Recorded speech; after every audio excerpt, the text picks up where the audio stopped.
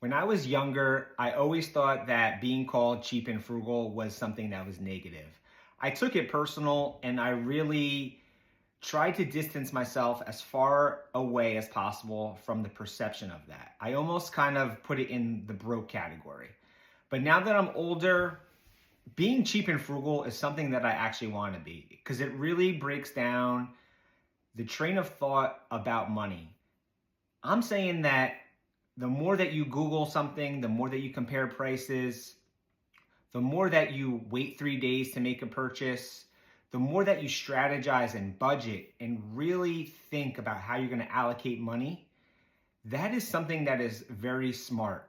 And it takes a lot of cheap and frugal actions to be able to make these types of decisions. And call me cheap and call me frugal all you want, but I'm just somebody now that really does not care about what people think. And once you're okay with being cheap and frugal, it's still crazy because it sounds negative to me still.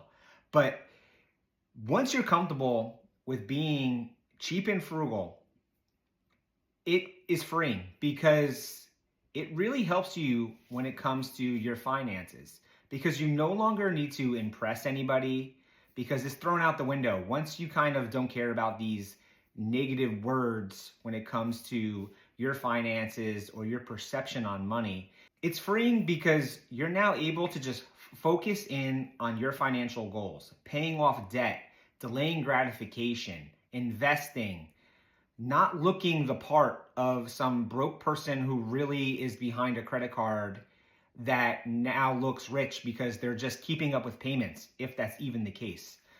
Now that I'm able to be okay with the perception of being cheap and frugal, it has really allowed me to change the way that I spend money and change the way that I live. It has allowed me to become debt-free. It has allowed me to become mortgage-free.